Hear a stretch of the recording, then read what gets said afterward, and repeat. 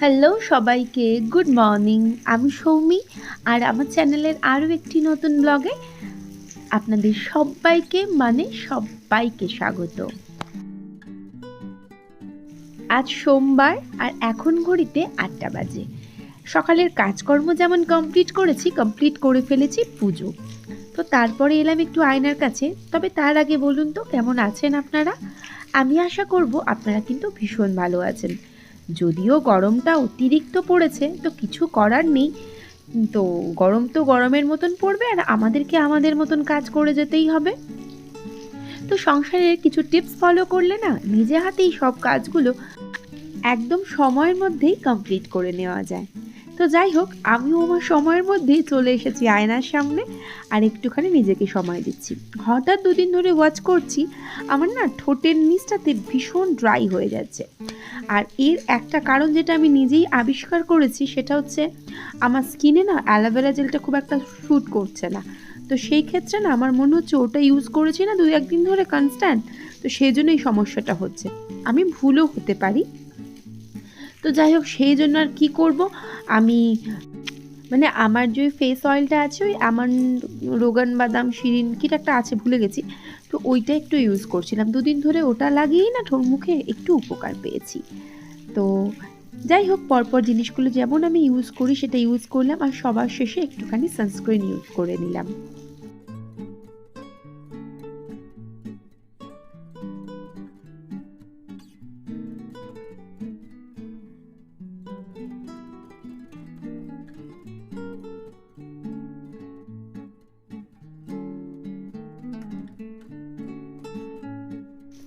আর এই 2-1টা চুল নিয়ে একটু ওস্তাদি করছিলাম। চুলটা দেখলে মায়া হয়, অন্য মানুষেরই হয়, আর আমার তো হবেই। তো এরপরে না চলে এলাম আমি রান্নাঘরে। বেশ রোদ উঠেছে আজকে, আর ভালো লাগছে না, এই গরমে জীবন হাঁসফাঁস করছে। তো যাই হোক, আমি না একটা কথা বলি, যে নিজের হাতে যখন আমরা কাজ করছি, একা হাতে যখন কাজ করছি, তার প্রথম শর্ত হলো আমরা যদি কাজটা একটু সকাল সকাল শুরু করতে পারি, তো সেক্ষেত্রে না কাজটা অনেকটা এগিয়ে যায়, আর নিজের জন্য বেশ অনেকটা সময় পাওয়া যায়। আর এরপরে আমি নিজের জন্য 1 কাপ চা বসালাম, আর তারপরেই না মনে হচ্ছে ভীষণ গরম লাগছে। ওস্তাদি করে চুলটা ছেড়ে দিয়ে রান্নাঘরে চলে এসেছিলাম ঠিক সেই জন্য। তো চুলটা একটুখানি আটকে নিলাম, আর নিজের জন্য আজকে 1 কাপ আমি দুধ চা বসাচ্ছি। তো গতকাল তমাল রাতের বেলা ওই প্যাকেটের দুধ নিয়ে এসেছিলো, মানে লিকুইড দুধ। তো এই দুধের চা খেতে আমি তো ভীষণ ভালোবাসি, আমি সব সময়তেই বলি। তো সেই জন্য 1 কাপ চা আমি বসিয়ে দিলাম।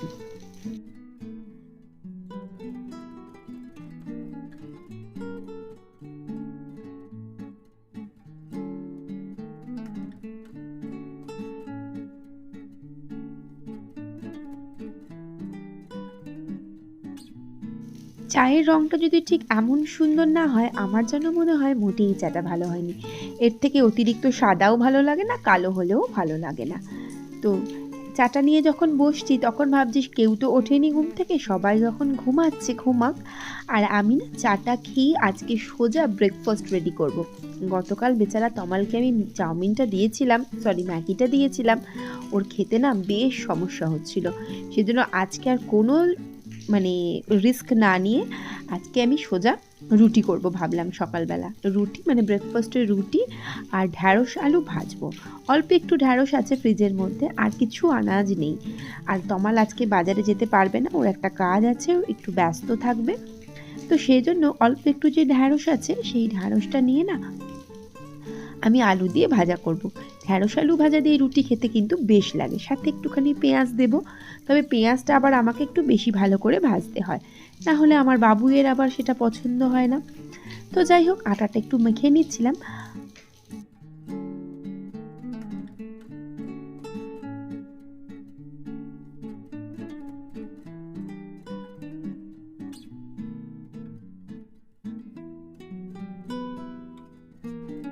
তো আটা মাখা কমপ্লিট করে আমি আপাতত ঢাকা দিয়ে রেখে দিই। 0.5 ঘন্টা বা 20 মিনিট মতন যদি ঢাকা চাপা দেওয়া থাকে না, আটাটা আরও সুন্দরভাবে নরম হয়ে যায়, আর রুটিগুলোও কিন্তু বেশ ভালো হয়। আমি রুটিটা না একটু বানাতে আমার অস্বস্তি হয়, এই মনে হয় ভুল হয়ে গেল। তবে না, আটাটা যদি ঠিকঠাক করে মেখে টেকে রাখি, তাহলে একদম ঠিকঠাক হয়। তো তো এরপরে নিলাম 3টে আলু আর নিয়ে নিলাম ঢ্যাঁড়সগুলো আমি ফ্রিজ থেকে একটু আগেই বার করে নিয়েছিলাম। আর তারপরে আংটিটা না বাবা পরে নিলাম, কোথায় আনাজের খোসার সাথে ফেলে দেবো। আংটিটা না আমার ঠাকুরদার আংটি, আমার দাদার আংটি। দাদা আমার বিয়ের সময়, আমার দাদা তখন ছিলেন না, তো আমার ছোট না আংটিটা তমালকে দিয়েছিল, কিন্তু সময়ের সাথে সাথে তমালের হাতে আংটিটা হয় না, তাই দাদার স্মৃতি তো, সেজন্য আমি সব সময় হাতে পরে থাকি আংটিটা, আমার ভীষণ ভালো লাগে।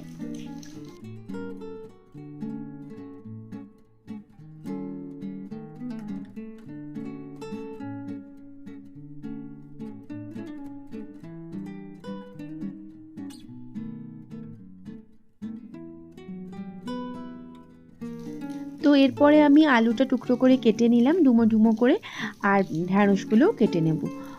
ঢ্যাঁড়স আলু ভাজার জন্য না এরম করেই আলু কাটাটা আমার মনে হয় বেস্ট, তবে অনেকে হয়তো লম্বা লম্বা কাটতেও পারে, তবে আমি ছোটোবেলায় মাকেও দেখেছি আর নিজেও তাই এরম করে কাটি, এটাই ভালো লাগে।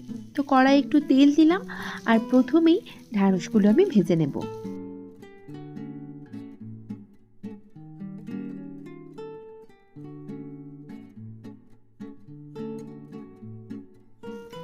তো এখানে একটা কথা বলি যে আমি যদি না এখন, আমার তো সেরকম কোনো কাজ ছিল না, সবে কটা বাজে 8:30 মতন বাজে, আমি যদি এখন একটু সময় নষ্ট করতাম তাহলে কিন্তু আমার কাজ করতে অনেকটা বেশি ডিলে হয়ে যেত। তো সেক্ষেত্রে আর একটা কাজ আমরা মেনটেন করতে পারি, সময়ের মধ্যে সব কাজ কমপ্লিট করতে পারি, সময়ের মধ্যে কাজগুলো করে নিতে পারি, একটা ফেলে রাখলে তারপরে আর একটা কাজের চাপ চলে আসবে, তখন কিন্তু নিজে হাতে কাজটা করে ওঠাটা বেশ চাপের হয়ে যায়।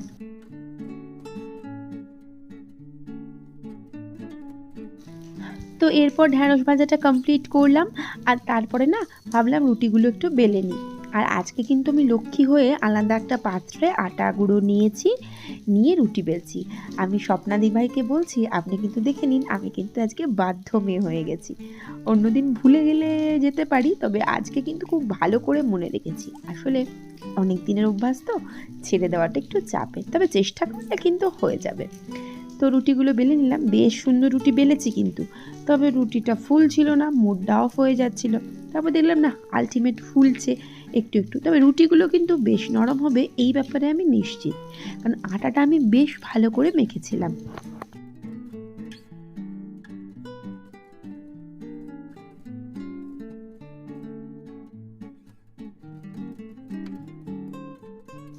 তো অনেকগুলো রুটি তো করিনি, সকালবেলা আমার একটা, তমালের দুটো, বাবুয়ের দুটো, এই রুটি হয়েছে মোট 5টা।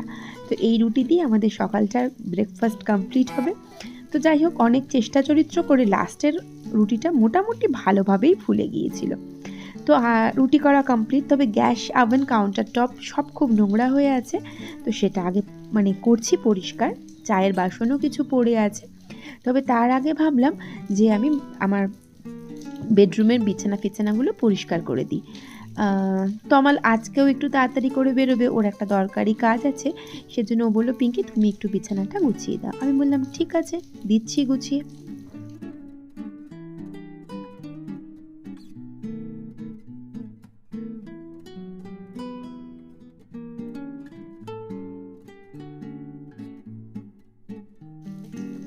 তো বিছানাটা গুছিয়ে ফেলি, এত গরম পড়েছে না যে নেওয়া যাচ্ছে না, বাইরে থেকে রোদ মনে হচ্ছে জানলা ফুঁড়ে ঘরে ঢুকে আসবে।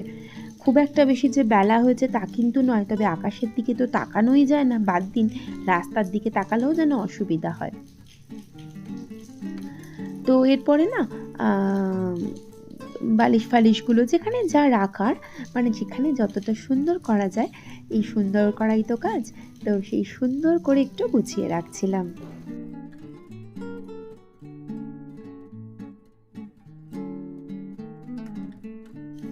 আসলে বেশিরভাগ দিনকেই না তমাল এই ঘরটা গুছিয়ে পরিপাটি করে দেয়, তাই আমার মনে হয় সংসারের কাজ আমি অবশ্যই একা করি, তবে কিছু কিছু কাজ থাকে যেগুলো নিজের সন্তানদের বা সন্তানের মধ্যে শেয়ার করা উচিত। যেমন কিছু কাজ তাদের দায়িত্ব তাদেরকে দেওয়া উচিত, যেমন ঘরের জলটা না হয় তারা বলল, এখানে কিন্তু বা খাবারগুলো তারা সার্ভ করলো বা ডাইনিংটা তারা সেট করলো, মানে ডাইনিংয়ে যে খাবারগুলো এনে রাখতে হবে। তো সেই ক্ষেত্রে না এই মানে কাজটা মায়ের বা সংসারের যিনি মেন তার অনেকটা সুবিধা হয়ে যায়। আর এরম করে কাজ করলেও একটু তাড়াতাড়ি করে কাজ কিন্তু আমাদের হয়ে যায়।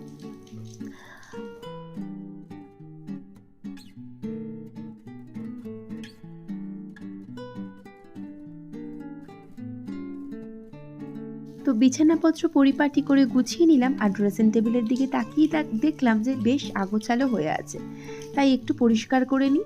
আর আমার এই মাইক্রোফাইবার এই যে কি বলবো ডাস্টারটা সবার খুব পছন্দ হয়েছে। দিদিও বলছিল একটা অর্ডার করতে, বৌদিও বলেছে, তবে আমি না অর্ডার এখনও করে উঠতে পারিনি। তো অবশ্যই ওদের জন্য 2টো করে অর্ডার করে দেবো বা 1টা করে।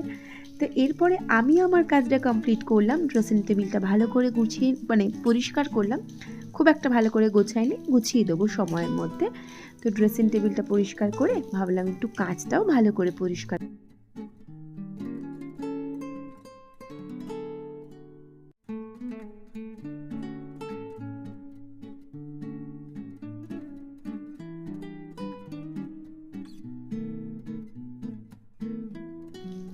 আজকে যেহেতু রান্নার ঝামেলাটা একটু কম, কারণ কালকে যেহেতু মাংস হয়েছে, আর তার থেকেও বড় কথা ফ্রিজে আজকে তেমন কিছু নেই, সেই জন্য না বেশি কিছু রান্না করবো না। ফ্রিজে খানিকটা মাংস এখনও আছে, আর তমালকে বলেছি ডিম আনতে, তো তমাল ডিম এনে দেবে। আর এই গরমে সত্যি বলছি রান্না করতে আমার একেবারে ভালো লাগছে না, আর সেই জন্য ভাবলাম একটু ঘরদোরটা ভালো করে ঝেড়ে ঝুড়ে পরিষ্কার করি।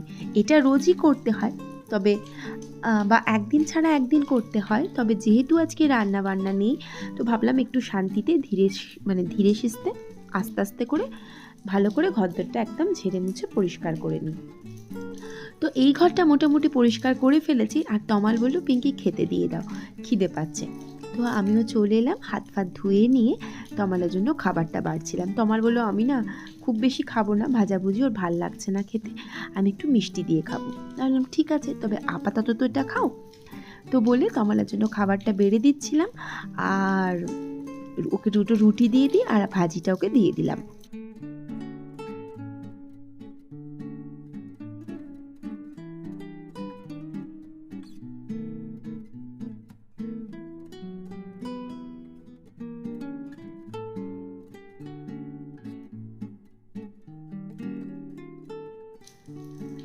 তো তমাল খেয়ে নিই, আর তমালের খাওয়া হয়ে গেলে যদি দেখি আলু ভাজাটা আছে, তাহলে ওখান থেকে ওর থেকে নিয়ে আমি খেয়ে নেবো, তাহলে আমার আর খুব বেশি লাগবে না। আর যেটুকু বাকি থাকবে সেটা না হয় দুপুরবেলা খাবো। ওই যে বললাম আজ দুপুরে বিশেষ রান্নাবান্নার ঝামেলা নেই আমার, একটু মসুর ডাল করব, ডিম ভাজা আর আলু সেদ্ধ মাখা। তো আমাদের খাওয়া হয়ে গিয়েছিল, বাবুইও ঘুম থেকে উঠে পড়েছিল, আর আমি চলে এলাম ওর ঘরটা একটু পরিপাটি করে গুছিয়ে দিতে।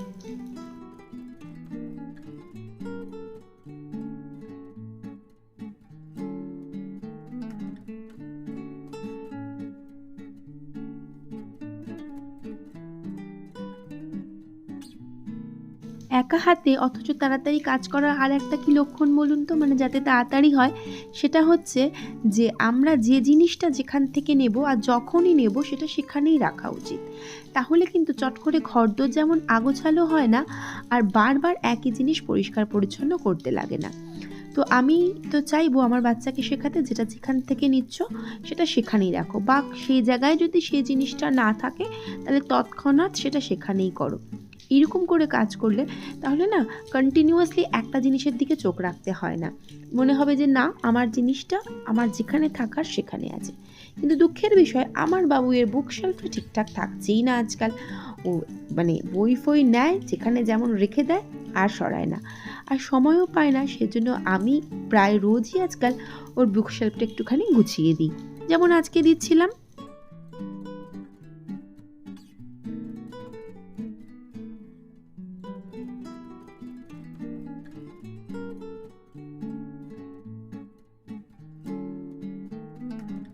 তো বাবুইয়ের ঘরদোরটা একটু গুছিয়ে টুছিয়ে দিয়ে আবার চলে এলাম আমি রান্নাঘরে, বাবুইকে খেতে দেবো, আমি খাবো।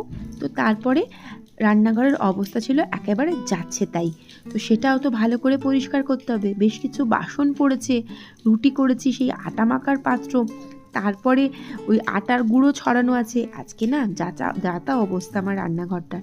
তো এখানটা ভালো করে পরিষ্কার না করে আমি একদম রান্নাবান্না করতে পারবো না। আমার মারাত্মক অস্বস্তি লাগবে যদি রান্নাঘরের অবস্থা এরকম দুর্বিষহ হয়ে থাকে সেখানে রান্না করা। তো তার জন্য আগে আমি রান্নাঘরটা একটু গুছিয়ে নিই।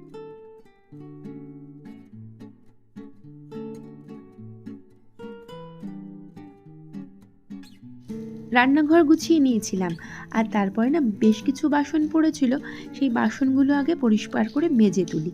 তাহলে জায়গাটা কিছুটা ফাঁকা হবে, তাহলে কাজকর্মটা আমার করতেও সুবিধা হবে।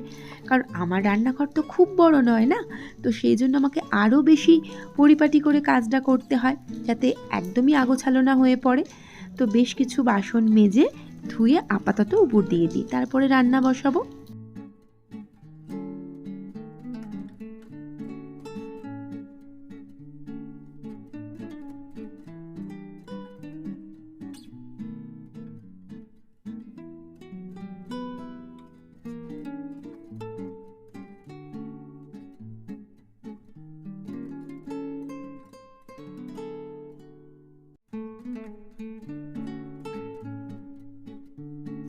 তো রান্নাঘরের কাজকর্মগুলো না একদম কমপ্লিট করলাম, আর করে আমার মনে হলো একবার দৌড় লাগাই দোতলায়। তো দোতলায় গিয়ে কিছু জামা কাপড় ছিল, সেই জামা কাপড়গুলো নামিয়ে আনি।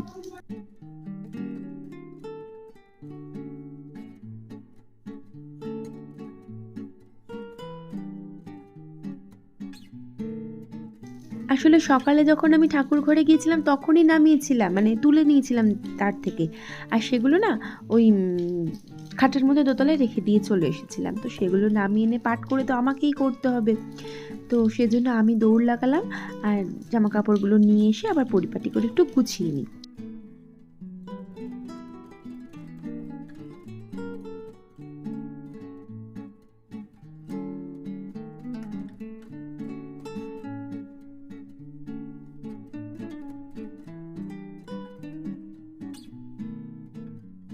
তো জামা কাপড়গুলো সব গুছিয়ে টুছিয়ে আমি রেখে দিই। তারপরে যাই রান্নাঘরে, আরও তো কিছু কাজ আছে, সেই কাজগুলো তো করতে হবে। তো চালটা না আমি ভিজিয়ে রেখেই গিয়েছিলাম। তো চালটা আরেকবার ভালো করে ধুয়ে টুয়ে ভাতটা বসিয়ে দেব।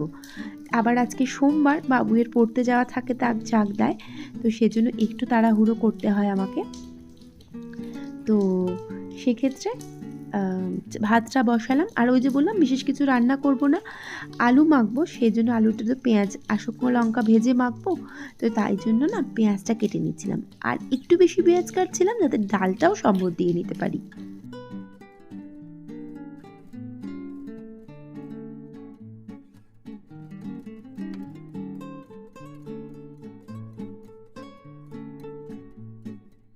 খানিকটা পেঁয়াজ আমি ভেজে তুলে দিয়েছি, আর ডালটা তারপরে বাকিটুকু পেঁয়াজ ভেজে ডালটা বসিয়ে দিলাম।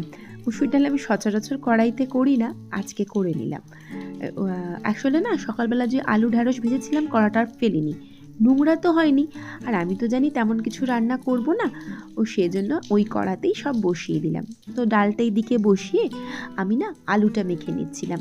আলু মাখা ঘি দিয়ে ভাত খেতে আমার যে কি ভালো লাগে।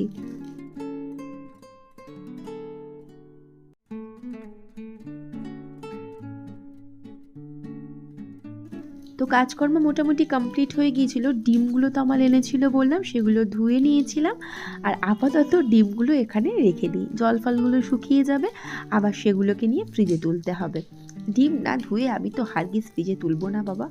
তো যাই হোক, ডিমগুলো সব ভালো করে নামিয়ে দিয়ে তারপর আবার এদিকে বাবুই বলল, মানে বাবুই রেডি হচ্ছিল খেতে পড়তে যাবে বলে, আর আমি সেজন্য ডিমটা ভাজতে বসালাম। দুটো ডিম একসাথে দিয়ে দিয়েছি, কিন্তু দুঃখের বিষয় তো আমার বাবুই বলছে না মাম্মা আমি খেয়ে যাব না, আমি বেলায় খেয়েছি, আমার একদম খিদে নেই। তো যাই হোক, আমি ডিমটা আর কী করবো, চাপা দিয়ে দেবো, তমাল পরে খেয়ে নেবে বা আমি খেয়ে নেব হাফ হাফ করে। তো বাবুই যাই হোক পড়তে বেরিয়ে গেল, আর আমিও দরজাটা দিয়ে এসে এবার বাকি অল্প অল্প কাজ আছে সেই কাজগুলো কমপ্লিট করি। তো ব্লগটা আমি আজকে এখানেই শেষ করলাম। ভালো লাগলে প্লিজ পাশে থেকে যাবেন। ভিডিওটা দেখার জন্য থ্যাংক ইউ সো মাচ। দেখা হচ্ছে নেক্সট ব্লগে। Till then tata.